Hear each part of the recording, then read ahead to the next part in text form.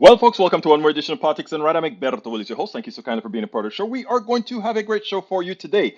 New headset, turned out that the other one started to give a whole lot of problems, so we tried a better one. Let's hope this one works out much better. No delays, no anything in it. Anyhow, welcome aboard, Bridge MCP. Welcome to the show, Peggy Lopez. Welcome to the show, E2247. Of course, there is John Gornick, welcome aboard. E2247, welcome, welcome, welcome. And Sarah Beach, welcome aboard. Melanie Keaton from our great country of Spain. Uh, Bridge, where wasn't Michael here yesterday for our cast? I don't know where Michael was. Tom C says, hello all, hope Michael is okay. So are you telling me that he wasn't here yesterday? He was there the day before yesterday. I'll check up on him after the show. We need to make sure our buddy is in good shape. I wish he would check in and let us know. How's everybody doing? Great to see you guys here. Okay, Bridge MCP says, hey peeps. E2247 says, hello relatives. Today's visit will be the greatest ever visit for once. No, that is for every time, my dear brother E2247. Sarah BT says, hey ya. Jan Gormick says, buenos días, amigos. Y yo le digo a mi amiga, buenas tardes hasta aquí en Washington, D.C. Para ver quién más está aquí, Happy Globes says, hi all. And let's see who else is coming in. Tom C says, hello. Hope Michael is okay. E2247.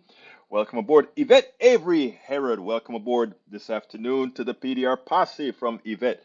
Melanie Keaton says, how's it going, Bri? Thank you guys for being here. We are going to have a great show for you today, as usual. Let me first tell you that I have an interview. I didn't process it yesterday with Marlon Weems. He's a friend of mine from Medium. We both write at Medium, and we were talking capitalism last night, and we did an interview for that because we covered subjects that I wanted to cover, but I had so much going on, I didn't get a chance to prepare that video. So what I did is I have a whole lot of snippets that I want to talk about and discuss today. Also, if there are any particular outstanding issues that anybody here wants to cover, Alistair Waters, welcome aboard, my dear beautiful friend. Norman Reynolds says, hey everyone, how you doing, Norman? Welcome aboard, welcome aboard, welcome aboard. Look like our posse is showing up. Everybody's here. Great to see you guys. Okay, I tell you what, before I go to my first video, and since we didn't get our beginnings from Michael Rudnin, why don't somebody just send Michael Rudnin a direct message and see if he responds? I just want to make sure that he's okay because he said that sore throat was not going away. It came kind of sudden, but it didn't go away. I want to check up on our brother. Anybody can go ahead and look for Michael Rudnin and check it up while we continue with the show, and then I'll see how I can get in touch with him thereafter. Bruce Pollard says, jumping on the bus now, drive on. The price of gas dropped 20 cents today. Go figure. It's a ripoff. Look, I don't know how many of you saw the video that I made. I did PM him. Thank you, Breach. Let's see if he'll respond. Um, uh, Bruce, let me tell you something that gets me, right? And I want you guys to think about this. Carl Cox, welcome aboard. Welcome aboard. I want you guys to think about this. A lot of the oil that we drill for is on public lands. It takes expertise, it takes technology, it takes intellect to design the system that drills and goes for that oil. Understood. That investment should be recovered, of course, no doubt about it.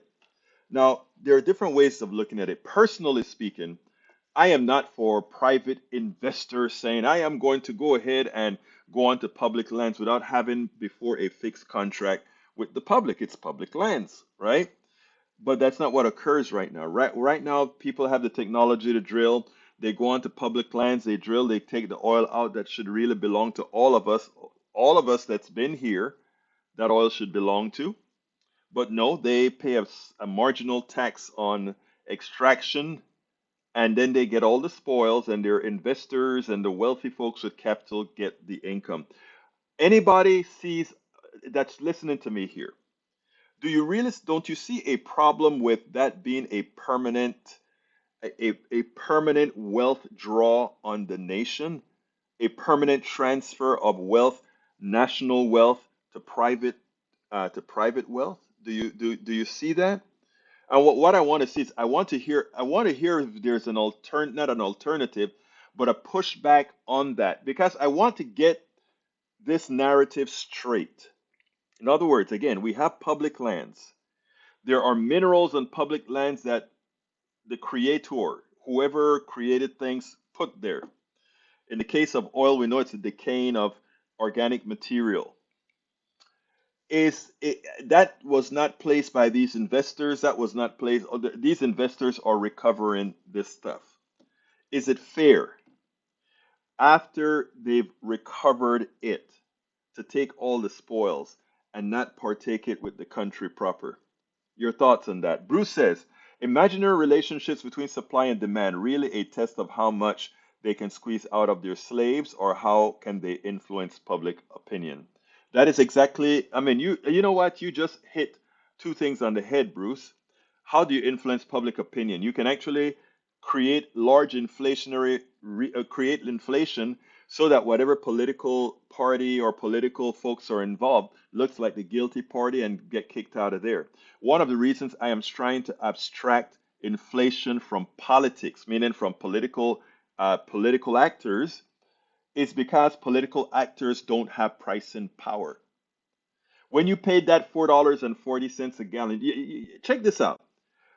Americans are not using a substantially less amount of gasoline, or any energy. They're just paying more, which means they're saving less and they're having less leisure, etc. What that and by the way, and the oil companies' coffers are filling up. These are numbers. What this means is that there really, as far as Americans are concerned, there really no shortage of gasoline, petroleum. Let's go a bit further. When we look at what the price of gasoline is today at $100 barrel barrel oil, compared to when it was $150 barrel several years ago, it only got to $3.50. It tells you those with pricing power are the ones who control the economy, and this has very little to do with the government other than the government should get in there and say, no mas, we are nationalizing, we are nationalizing the energy sector. Punto y final. A lot of people will say, oh, you communist. I'm not a communist. It's time, anything that hurts the American people, and that's needed. America has said this. America said oil is something in their national interest. That's what we say.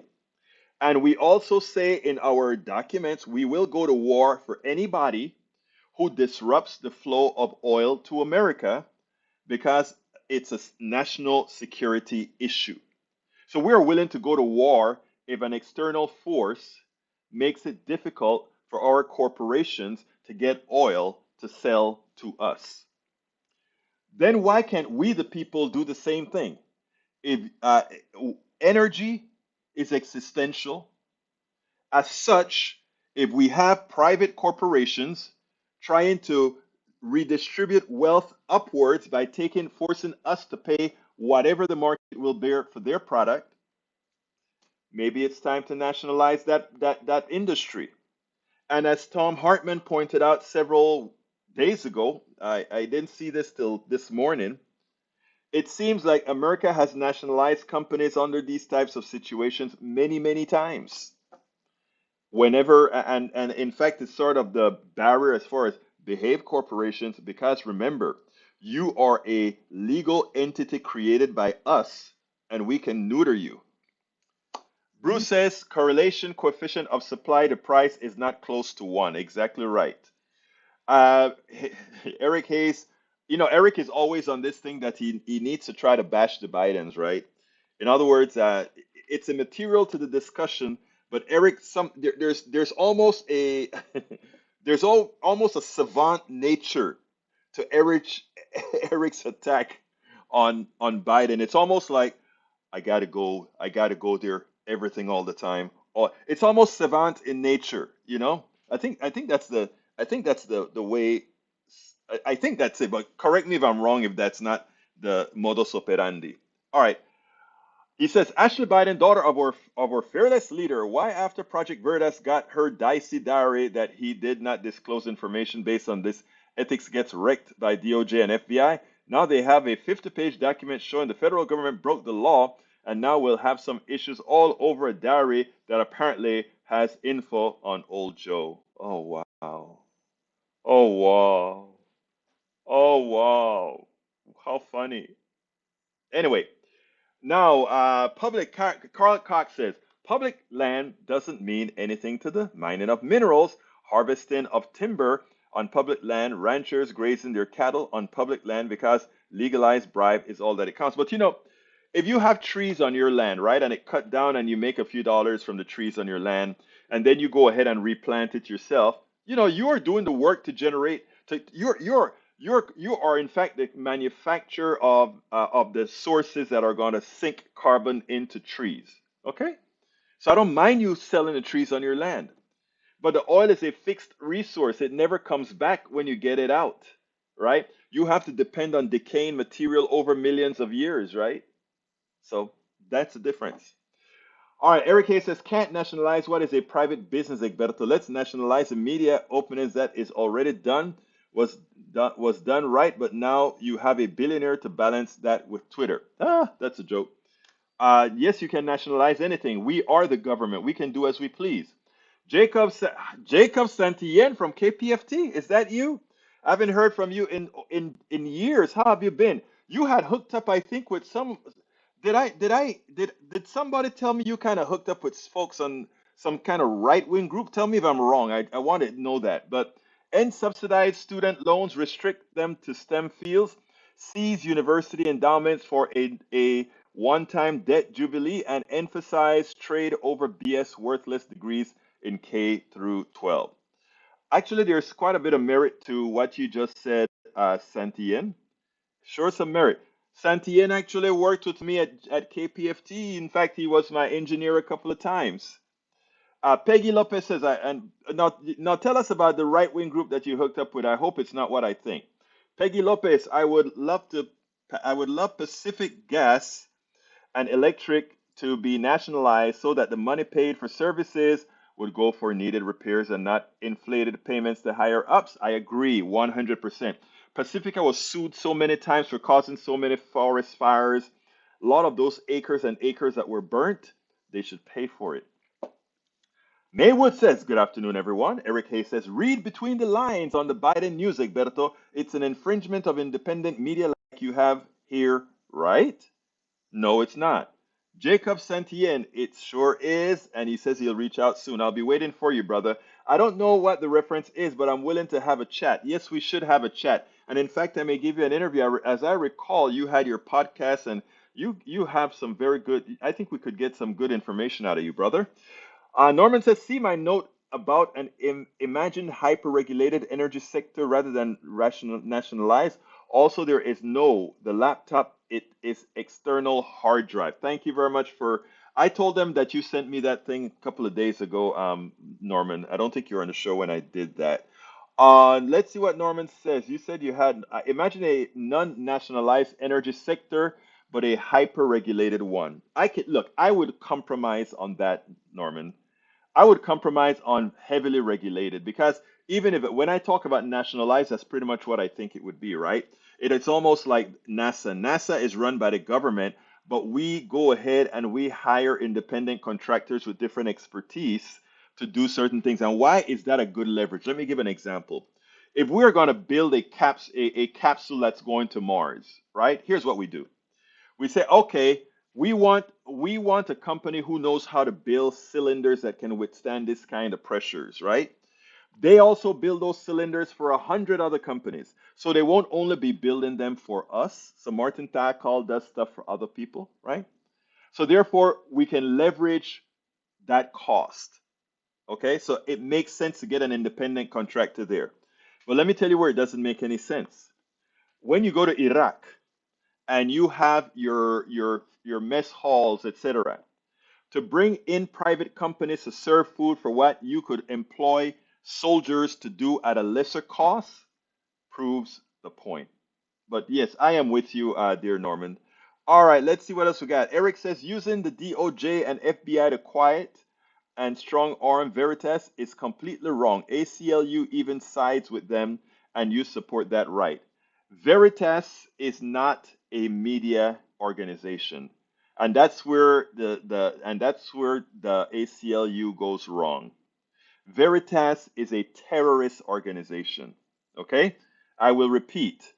Veritas is a terrorist organization. A terrorist organization doesn't have to only use bombs and guns. It can actually use techniques that terrorize based on quite a bit. In fact, I consider our former president as well a terrorist after January 6th and other issues. So that is my answer. You cannot compare Veritas with what I do or what with not even what Fox News does. Veritas is a terrorist organization. All right, let's see what else we got here. Eric Maywood says, I'll have to look into this after the show, but somehow I'm suspicious of your sources. Yeah, I mean, Eric Hayes' sources are generally doesn't. Eric usually uses horrendously misleading, lying sources. I'm sorry, Eric, I love you, but that's just the truth. You try to find sources that proves a point, however false that you want to make. When I'm corrected, I have no problem correcting and saying, guys, I was wrong here if you find me wrong on any issue. But what Eric Hayes and many on the right do is they go ahead and they try to find something that corroborate what they say. And there's always some hack that is willing to write something that corroborates the lies of the right. Carl Cox says conservatives hate regulations because it means they won't get as much money in the form of legalized bribery as they do when their puppet masters, the mega rich corporations, make more money. Agreed. British MCP says excluding the Biden daughter thing. John Cornick says, are they cherry picked? Well, yeah. Peggy Lopez says, I agree with heavy regulating as long as regulation also includes bosses pay 3 times the pay of workers. Bosses will raise the wages of workers if the bosses pay is connected to workers' pay. And you know something, Lopez? That is actually a very good idea. I mean, that would force, I mean, if the bosses couldn't make more than the median, X amount times the median worker, watch how quickly those median worker wages go up. They'll try some gimmicks to skew it, right? But we can de-skew it for them. Remember de-skewing? Anyhow, our good old Texas representative Henry Cuellar, a what I call a neoliberal hack, a democratic neoliberal hack. Listen to him today on Chuck Todd with Chuck Todd. I think he made a complete fool of himself, but you know what? It was coming. Check this out, and then we'll take it on the other side. Let's get that here now. This is what you have when you a neoliberal corporate sellout is finally getting his due. I want you to listen to this with Chuck Todd, and then we'll take it on the other side because it is beautiful. Texas Congressman Henry Cuellar. He is running for re-election in Texas's 28th district. He faces Jessica Cisneros in a Democratic runoff next month. Do you understand why the FBI came to your home? Well, look, I have a deep respect for law enforcement. I got 3 brothers that are peace officers. And again, you know, we'll cooperate. But I think at the end of the day, they will show that there's no wrongdoing in this situation. And we're going to win this election way. What assurance did you get that you're not a target? Again, I'll let my attorney speak to that. But again, we'll cooperate. At the end of the day, Chuck, it will show that there's no wrongdoing, and we're going to win this re-election again. Does this have to do with a relationship that some viewed as inappropriate with a donor? Again, like I just said to you, Chuck, I'll let my attorney say that, but we're cooperating with law enforcement. I have a deep respect for law enforcement. I got 3 brothers that are peace officers, and we'll continue working with them. But at the end of the day, there will be no wrongdoing, and we're going to win this re-election. You pledged to voters that if you win re-election, this is not going to upend your career. That is correct. They will show that there's no wrongdoing, and we're going to win this re-election. Wow, how robotic. And the lawyer have him fixed exactly the way He's supposed to speak and what he's supposed to say. We had no wrongdoing, and we are going to win this election, my dear friend, Senor Cuellar. It's finally coming home to roost. You have given up on your people, and you know what?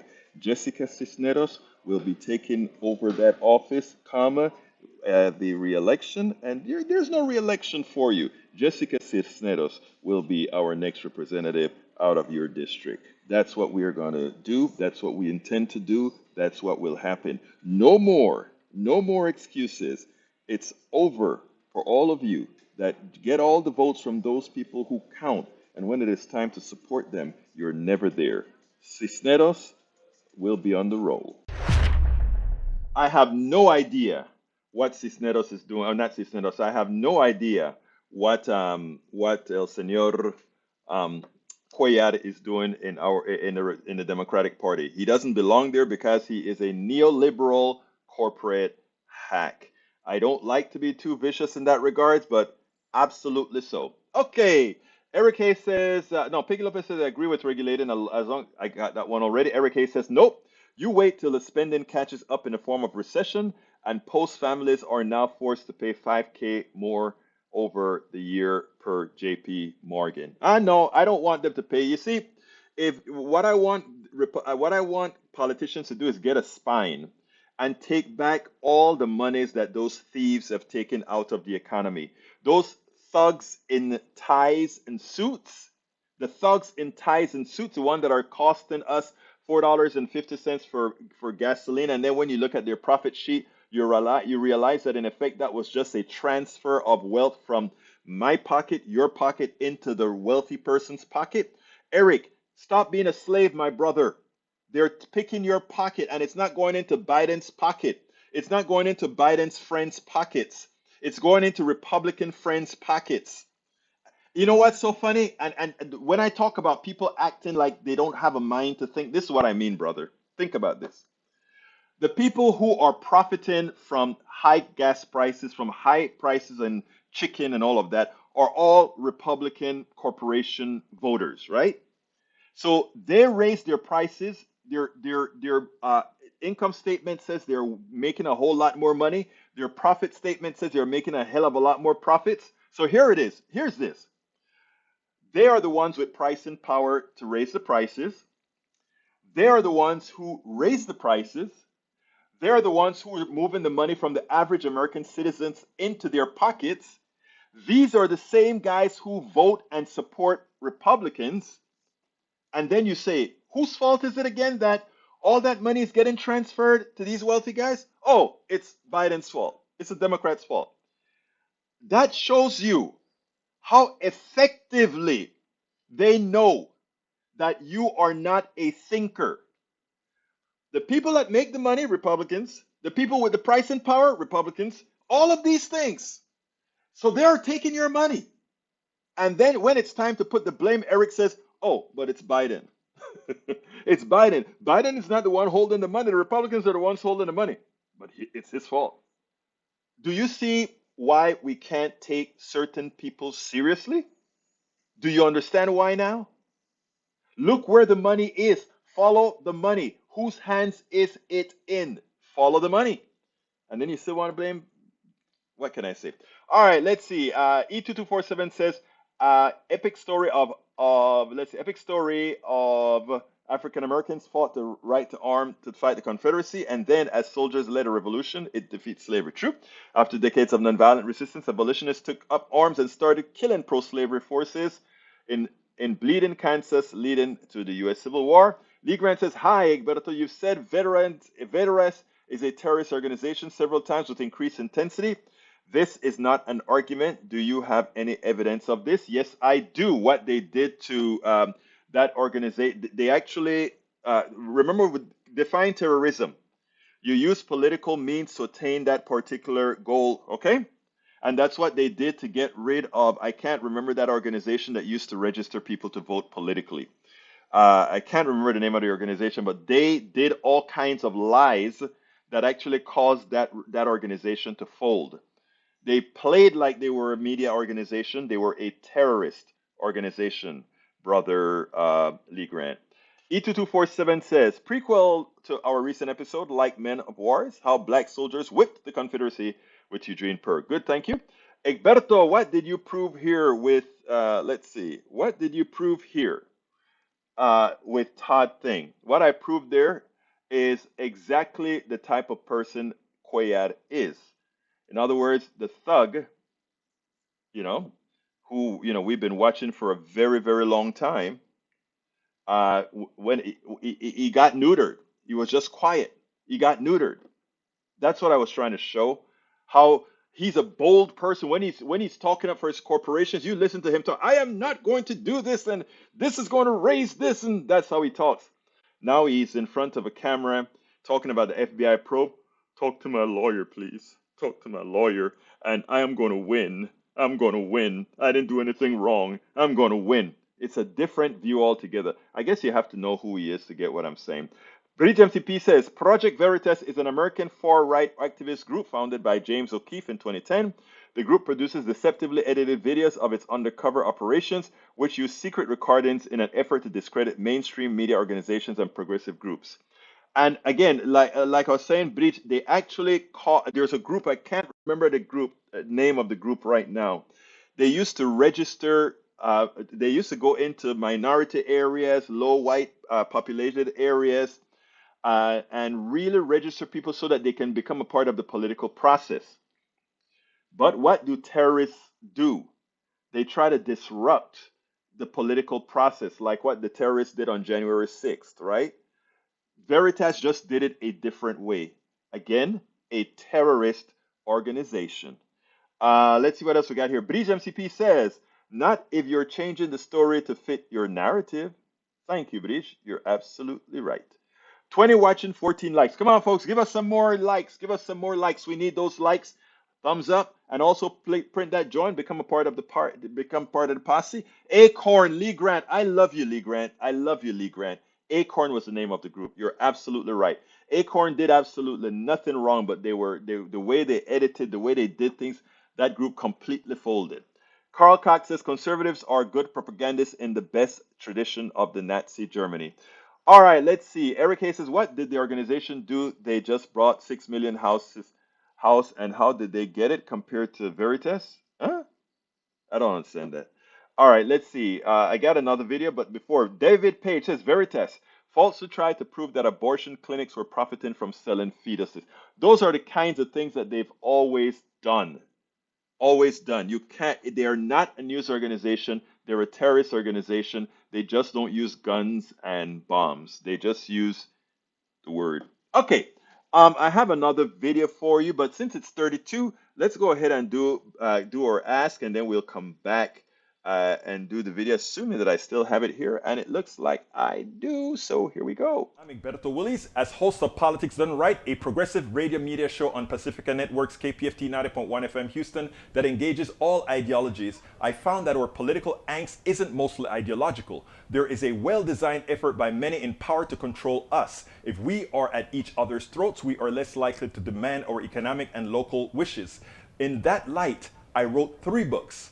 I wrote the first one titled, As I See It, Class Warfare, the Only Resort to Right-Wing Doom, to describe the entire economy in a manner we can all understand. It highlights why it was designed to pilfer most as it empowers a few, the chosen. The second book, titled, It's Worth It, How to Talk to Your Right-Wing Relatives, Friends, and Neighbors, take it to the next level. After understanding how the system pilfers, it is incumbent that we can speak to our peers to empower a change. The third book, How to Make America Utopia, Take Away the Economy from Those Who Rigged It, gives us a place to land. After learning about our economy that is dysfunctional for most and learning how to engage the other side, we point out what would make an economy that works for all. Each book stands on its own, but together they provide the full picture. Please consider getting one or more. You will undoubtedly learn, be entertained, and help us continue the mission with our blogs, articles, videos, and books. And folks, if you take a look at the screen right now, what I did is I put all the different ways in which you can support us there. I'm about to put those links into the feed. You can support us at Patreon by going to politicsdoneright.com/Patreon. We need quite a few more patrons. You can support us at YouTube by going to politicsdoneright.com/YouTube, politicsandright.com/YouTube. You can support us at PayPal by going to politicsandright.com/PayPal. You can support us by going to our store, politicsandright.com/store. You can also support us at or by getting some of our books, politicsandright.com/books. That's the only way for us. This is all that I do. This is all that we do.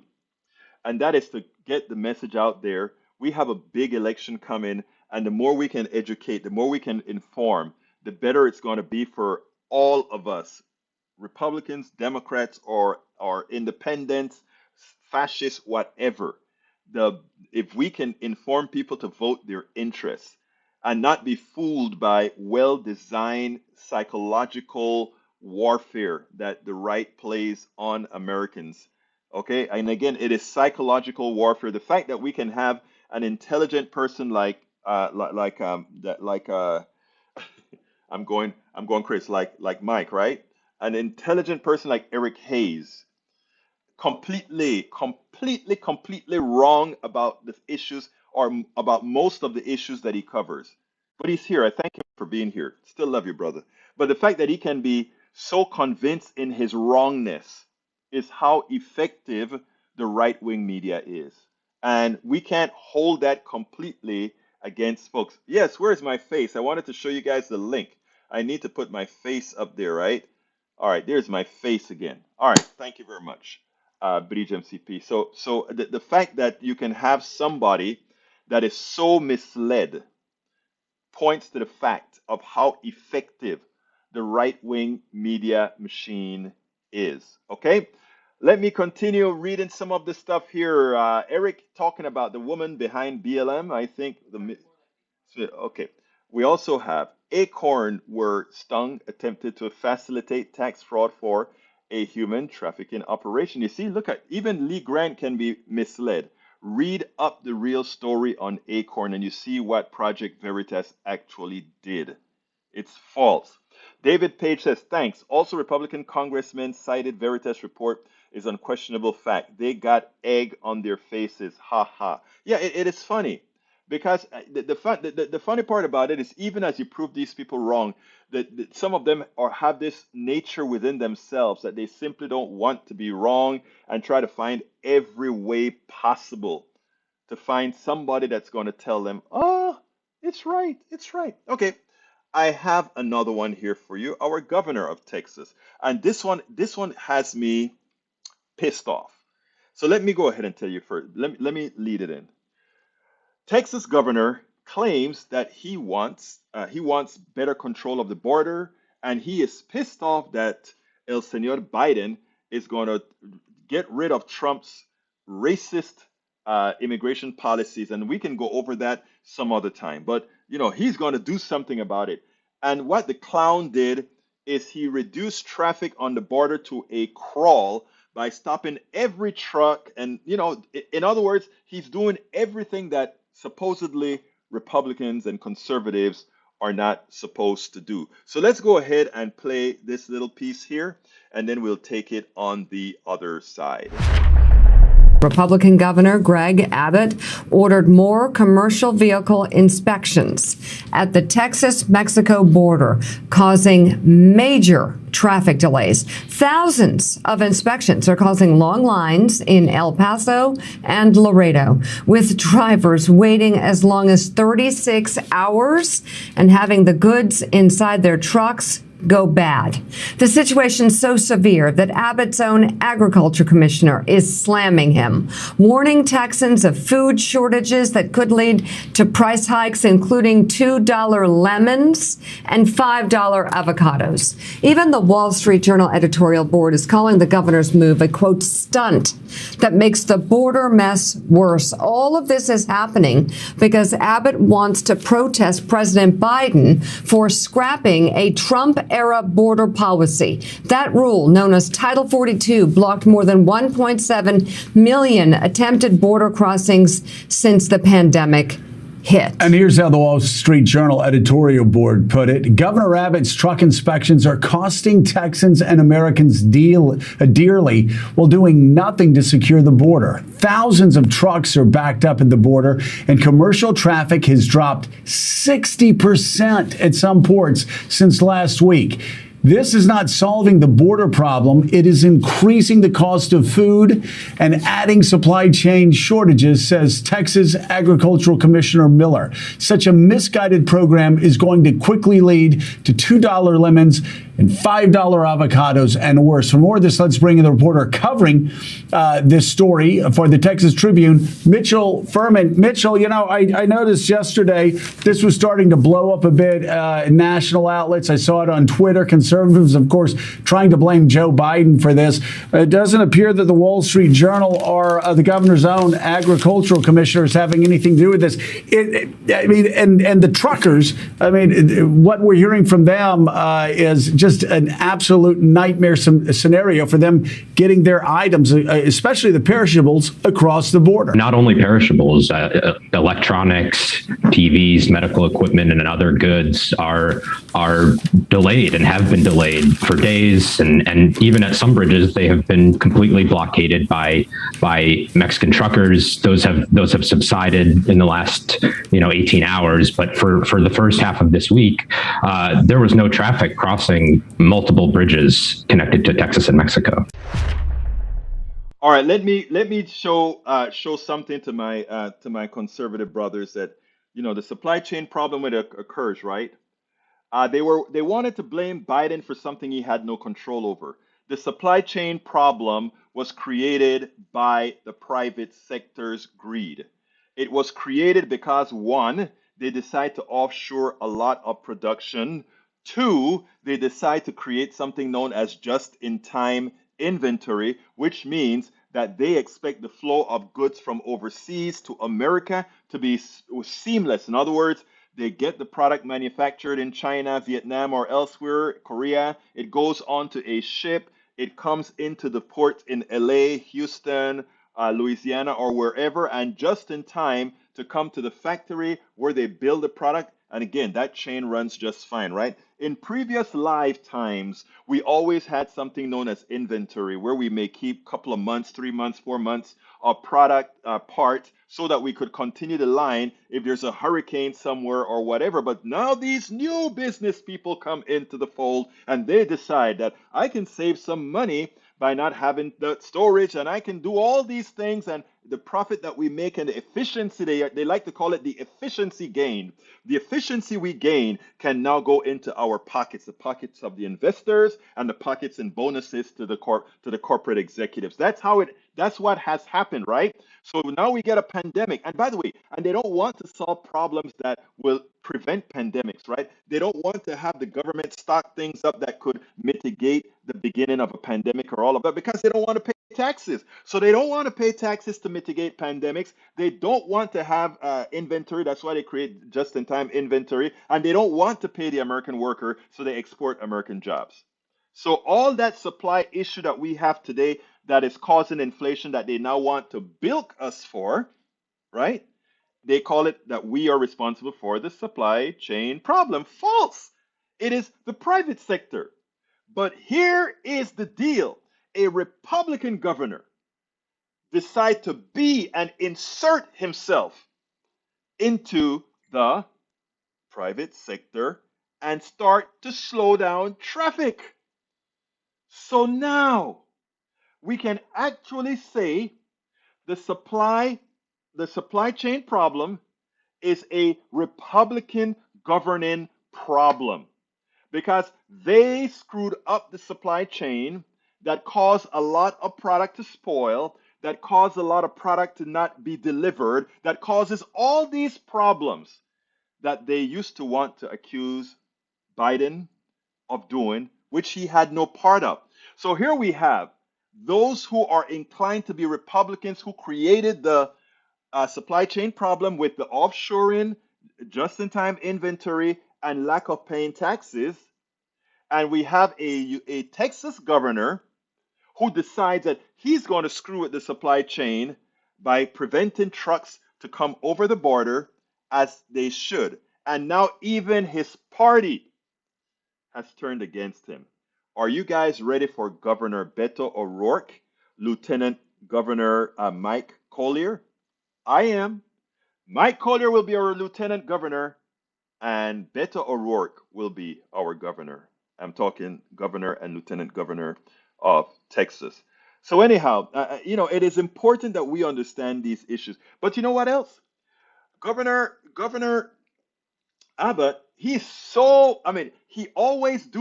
does things in order to create some sort of a reaction. The thing about it is he never helps. He never helps. Think about this. He should have accepted the Medicaid expansion to the Affordable Care Act. Why? Because he would have healed a lot of Texans. A lot of Texans would not have gotten sick and died had he done that. So he didn't do that. So we can call our governor a killer for not supporting the Medicaid expansion to the Affordable Care Act. Now we can also call him a disruptor, a negative one, for causing a supply chain disruption. We also can call him an anti-woman person for wanting to control every aspect of a woman's body. Do you not think if Democrats catered a message that perfectly illustrates that this guy is unfit to govern, not based on what he said he's going to do, but based on everything that he has done thus far? Why don't we have Beto? If you need me to help you with that commercial, even though I'm not an expert, I'll help you, Brother Beto. I've interviewed you a couple of times. And by the way, I should be interviewing Brother Beto sometime with KPFT in the very near future. At least that's what the manager has told me thus far. So we'll see how that goes. But again, there is a story to tell about Beto O'Rourke versus Greg Abbott, and about Mike Collier versus Dan Patrick. Two troglodytes, again, two good, not very progressive guys. Neither Beto nor Mike Collier. And by the way, Mike Collier is my neighbor. But neither one of these guys are the most progressive guys, but they are great for Texas. They are great for Texas. So I hope you got that. Okay, it looks like I got a whole lot of messages while I was doing that, so let's get busy. Norman says truck drivers are not paid by the hour, but by the trip. So he also screws their money. Paul Bird said MSNBC should use their heads to help solve the problem. Yes, they should. The volume always changes when videos are played. I just lower it, LOL. Actually, that is my fault as far as the videos. Let me tell you what happens, right? The gain on the audio is not the same as the gain on the videos, and that is something that I have to find some time to correct in the near future. I'm hoping that the new version of Wirecast will be better at that, something that I need to work on. But yeah, it is a problem. Bruce says it's not a bad idea. That is how drugs sneak in, not across the river. We just need to think this out like it was thought out for the air passengers. I love you, Bruce, but I beg to differ in this regard. I don't know if you were here when I gave the story about Panama. The problem isn't on the supply side. The problem is on the demand side. America demands drugs. Okay? If you want to solve the problem at the border with drugs, stop Americans from wanting drugs. We love our drugs. We love our marijuana. We love our coke. We love our amphetamines. We love all of that. In fact, we love it so much that we have a legal sector and an illegal sector. We have the legal sector selling drugs that are more dangerous than the ones coming over from Mexico. If you doubt it, ask my daughter about some of the drugs that she's had to take. So that's all I'm saying. We allow them to design how we think about drugs and all these kinds of things, right? I'm for legalizing everything and then solving the problems afterwards. Because, nobody had to tell me not to do drugs. I didn't do drugs. I'm not trying to be a goody two-shoe at all. I swear to God, I have a lot of friends that do drugs. I love them. And I don't, and by the way, I have a whole lot of friends who drink as well. I don't think drinking alcohol is any different than smoking marijuana. It's any different than taking coke. I had a friend in college that took a lot of coke. His body could handle the coke. He was a fully functional coke addict. He could take coke or he could leave coke alone. Doesn't matter with him. I had another friend in college that the first time he took coke, he became an addict, and it destroyed his life. I have a friend who is an alcoholic, destroyed his life.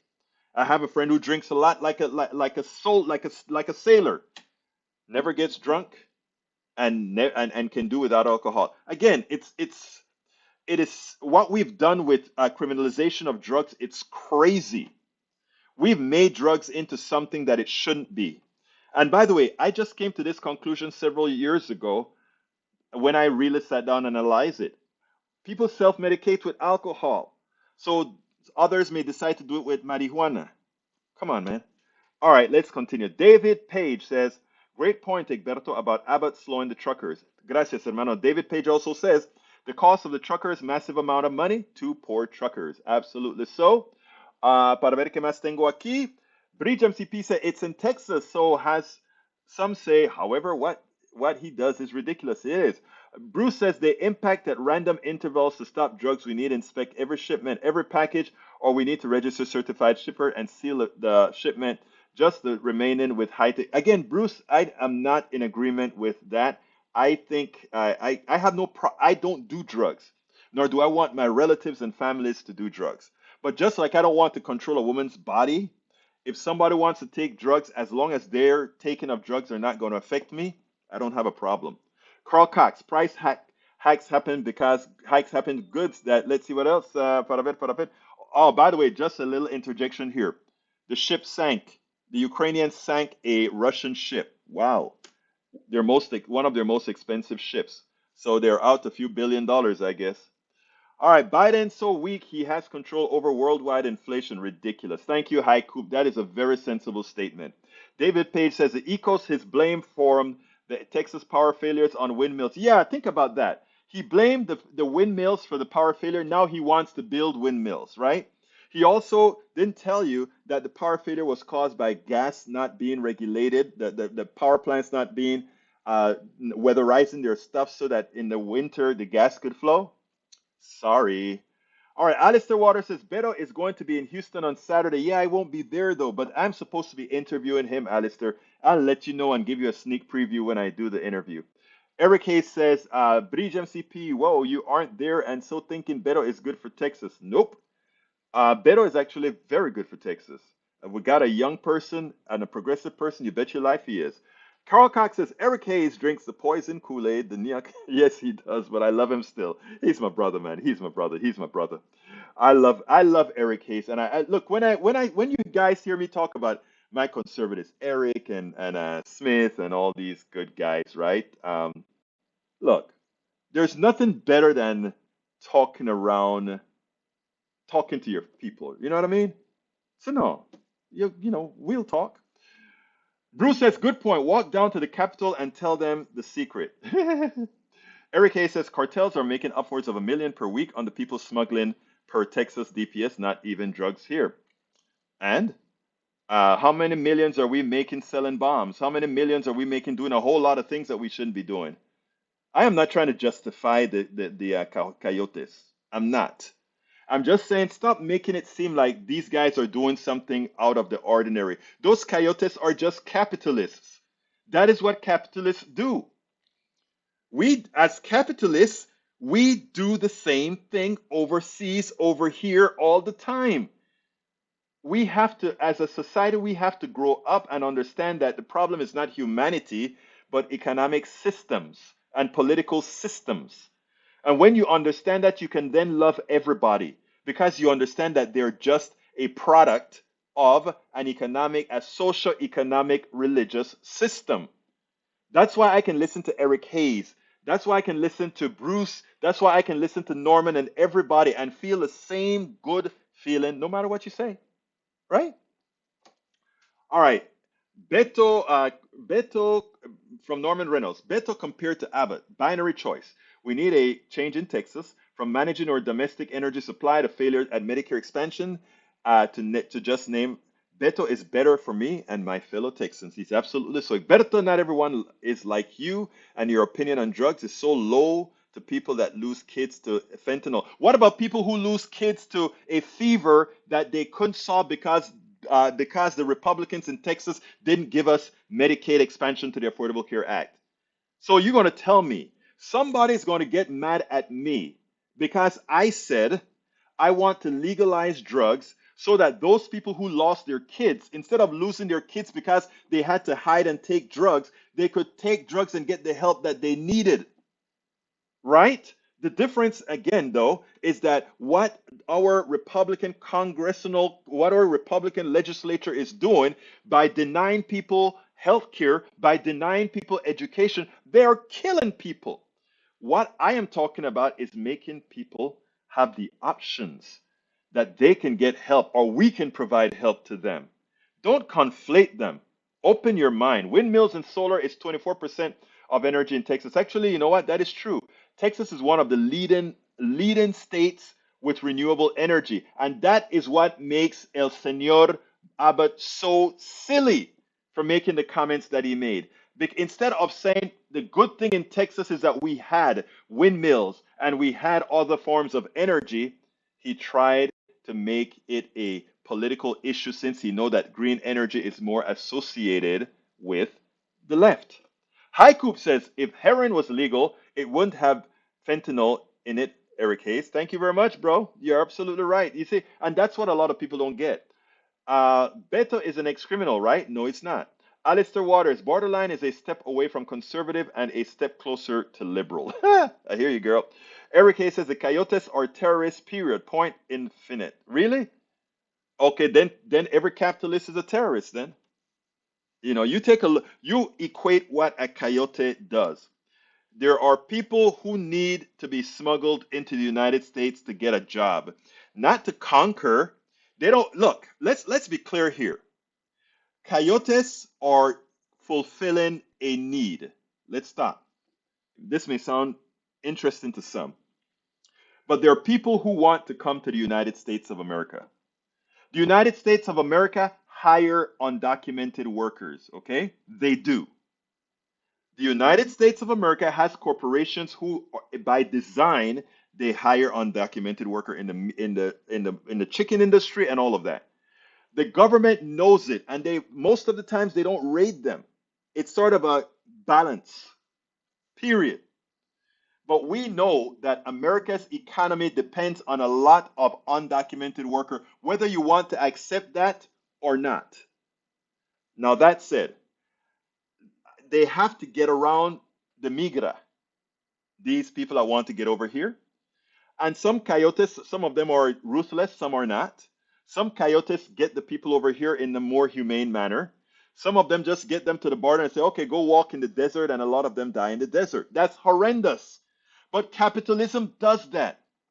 We go to Africa and we mine products that are developed, that are pulled out of the ground by kids that die or live short lives.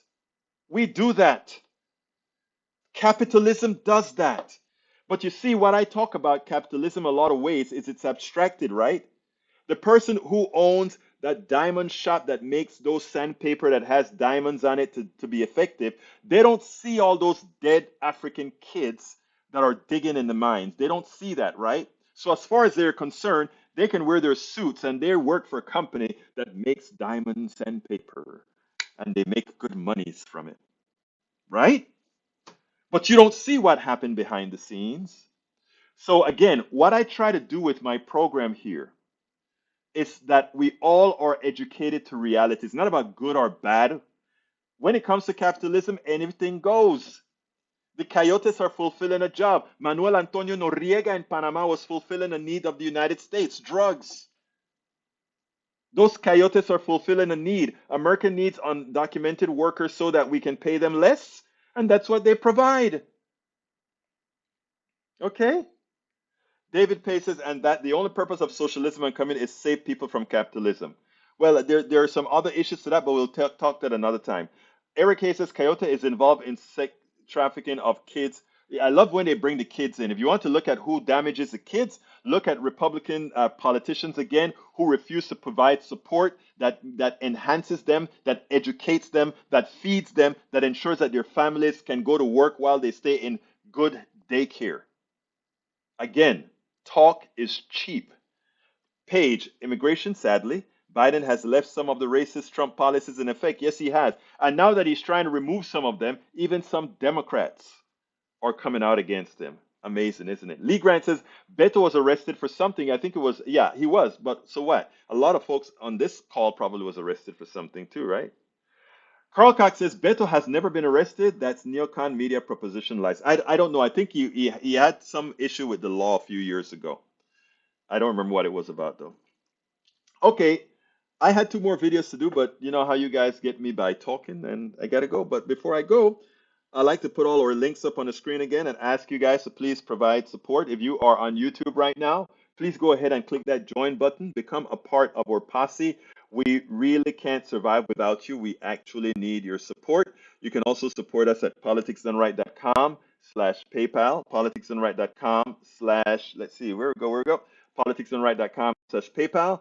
And if you want to find an all-encompassing way to support us, how are all the different ways to support us, whether it's PayPal, whether it is Patreon, whether it is YouTube, whether it is Facebook, whether it is however you can support us, please go to politicsdoneright.com/support, politicsdoneright.com/support, and find some way to support us. Look on the screen for the different avenues as well that for which you can use to support us at Politics Done Right. We do important work here, spend a lot of time making sure we get it done. Let me give you guys a little cue now. At 5:30 in about half hour, guess who I'm interviewing? Somebody that you're all gonna like. His name is Dr. Professor Economist Richard Wolff. So I'm going to prepare for Richard Wolff. I interview him at 5:30. I don't know if I'm going to show him tomorrow or Monday. I'm not sure yet. I may show Marlon on tomorrow and Richard Wolff, Dr. Richard Wolff on Monday. We'll see. I'll see how the timing works. But this is one that I want you to tell everybody about. Professor Richard Wolff is going to talk about economics. And we're going to hit some heavy subjects. I intend to hit him up on some heavy pieces. So please, please, please stay tuned. Please share the program. Please make sure others see it. Please go ahead and click that join button, click that join up button, and all that good stuff. Ashley's doing fine. She is studying right now. She's actually on a Zoom right now. Not a Zoom, yeah, with one of those calls. Anyway, my name is Egberto Willies. This is Politics Done Right, and you guys know how I end this baby. I am what? Out. We spend a lot of time deconstructing the news, trying to parse it into a form that everybody can understand. We try to find those little nitpicks where it flies above the fray, etc. If you really like these videos that we do, I want to ask a big favor. Please go ahead, number one, subscribe to our channel, and number two, please join if you can. Thank you so kindly for watching. Keep watching. Please remember to share. We must populate the entire internet with our progressive message, a message that we know is what most Americans say that they want. So help us, please join.